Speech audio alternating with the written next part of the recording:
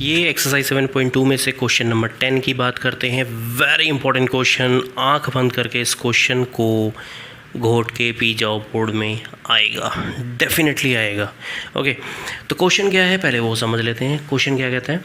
Question कह रहा है find the area of rhombus if its vertices are this taken in order. और आपको हिंट दे रखा है जो मैंने ऑलरेडी वहाँ लिखा हुआ है। हिंट ये कि ये कहता है एरिया ऑफ रोम्बस जो होता है ना, वो होता है half of product of diagonals, half into product of diagonals. Okay, तो इसने एक हिंट दे दिया आपको कि सिर्फ डायगोनल की रिक्वायरमेंट है और किसी की रिक्वायरमेंट नहीं है। सो डेफिनेटली क्वेश्चन की तरफ बढ़ते हैं। तो क्वेश्चन में यहाँ पे इन्होंने ये मेंशन कर चुके हैं कि जो गिवन पार्ट है राइट वो है ABCD राइट। यहाँ पे हमें सिर्फ इन दो डायगोनल की बात करनी है। ओके, इन सिर्फ दो डायगोनल की। तो ये जो डायगोनल है इनके बीच का जो डिस्टेंस है वो तो सिर्फ और सिर्फ डिस्टेंस फार्मूला से ही निकल सकता है। ओके, क्योंकि यहाँ पे सेक्शन फार्मूला का कोई रूल नहीं है, कोई कोऑर्डिनेट नहीं है, कोई रेशियो नहीं है। यहाँ पे सिर्फ हमने प्रोडक्ट ऑफ डायगोनल्स में, तो डायगोनल का तो सिर्फ लेंथ मेज़र होता है। ओके, तो लेंथ मेज़र करने के लिए आप लोग बेटर जानते हैं डिस्टेंस फार्मूला यूज़ किया जाता है। Okay, so therefore come to the point, given as ABCD are the vertices of the rhombus, that's ABCD. Okay, hint यहाँ पे मैंने लिख दिया, area of rhombus is equal to half of product of diagonals. तो आगे बढ़ते हैं। Therefore जो गिवन पार्ट है उसी के साथ इसको आपने यहाँ पे कोऑर्डिनेट करना है और इक्वेशन में इसकी वैल्यू को आपने पुट करना है। ओके, देयरफॉर डिस्टेंस कितना रहेगा AC में? Okay, length of that is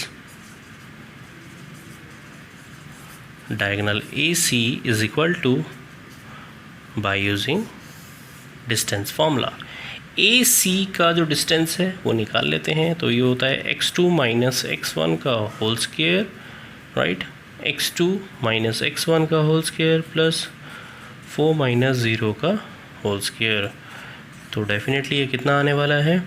ये 4 का स्क्वायर दैट इज 16, 4 का स्क्वायर दैट इज 16। तो बच्चों ये आ जाएगा आप लोगों का √32 और √32 होता है आप लोगों का 4√2 राइट।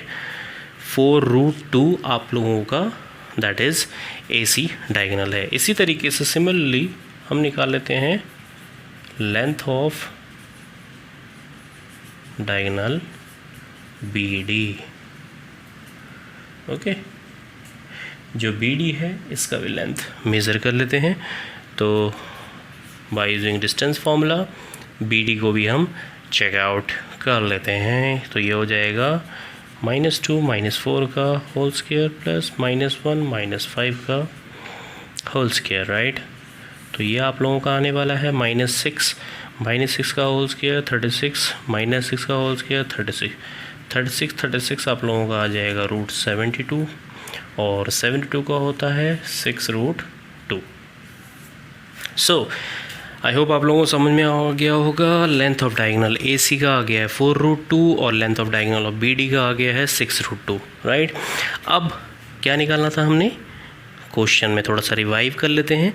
रिवाइव करने में पता लगता है उसने पूछा था find the area of rhombus. तो अगर उसने रोम्बस का एरिया पूछा है तो टूट पड़ो। एरिया ऑफ रोम्बस का फॉर्मूला यहाँ मैं ऑलरेडी लिख चुका हूँ राइट। यहाँ पे एक लाइन ड्रॉ कर लेते हैं। एरिया ऑफ रोम्बस हो तो उन्होंने बोला था प्रोडक्ट ऑफ डायगोनल्स, यानी कि इसका और इसका प्रोडक्ट का मतलब होता है मल्टीप्लिकेशन। ओके, सो 4√2 इंटू में 6√2, तो से कट कर देते हैं। 2 to the 4 and 6 to the 12, √2 into √2 that is 2, 12 to the 24 square unit, और यही आपका एरिया ऑफ रोम्बस है राइट। तो इस तरीके से आप क्वेश्चन को फाइंड आउट करेंगे। कुछ बच्चे पूछेंगे सर एरिया ऑफ रोम्बस में आपने लास्ट में स्क्वायर यूनिट क्यों लगाया? क्यों, आप लोगों को नहीं पता? पहले बताओ, एरिया में स्क्वायर आता है ना, so that's why square unit यहाँ पे इस तरीके से मेंशन करोगे। आई होप डेफिनेटली इस क्वेश्चन को आप लोगों को डीपली आप लोगों को समझ में आ चुका होगा, मैं ऐसा मानता हूँ। नहीं समझ में आया है तो प्लीज़ आप जाइए और दोबारा इस क्वेश्चन को दोबारा रिपीट करके देखिए, मुझे भी कुछ बेनिफिशियल मिलेगा इससे। Okay, beneficial in the sense मुझे ये फील होगा कि आप लोग डेफिनेटली मेरे चैनल को लाइक एंड सब्सक्राइब करेंगे। Thank you so much, take care.